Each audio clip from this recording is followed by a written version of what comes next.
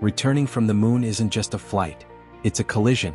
When the Artemis II crew strikes Earth's atmosphere, they'll be traveling at 25,000 miles per hour, fast enough to cross the United States in under 7 minutes. This is the moment of truth for NASA's most ambitious mission in 50 years. For astronauts, one capsule, and a skip through the atmosphere that has never been attempted with humans on board.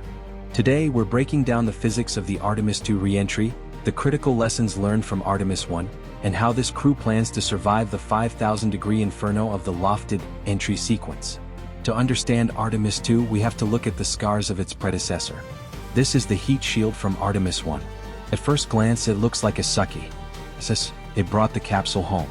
But when NASA engineers got it under the microscope, they found something unexpected.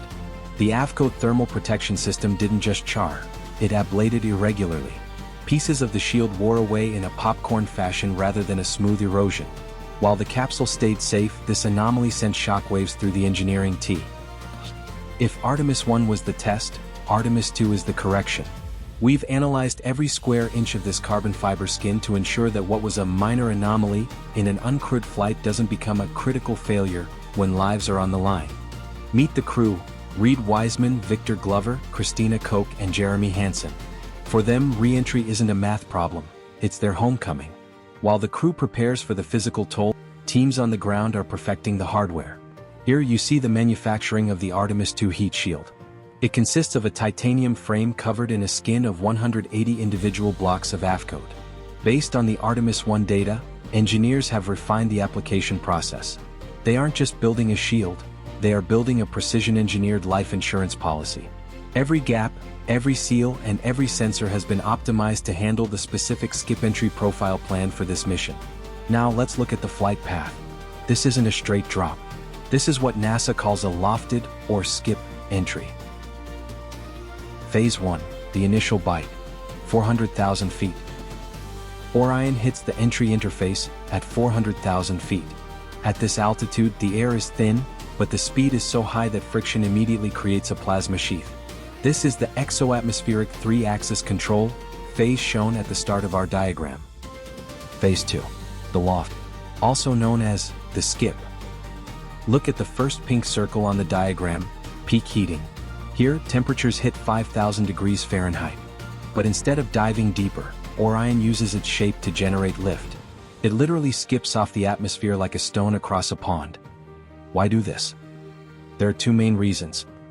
First, it allows NASA to precisely choose the splashdown location, regardless of where they enter the atmosphere.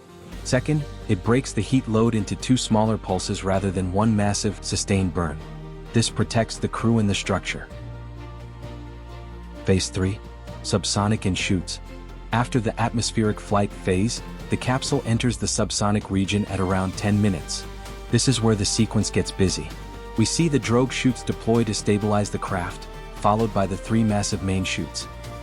At 12 minutes, we hit the final pink circle, touchdown. But the mission isn't over.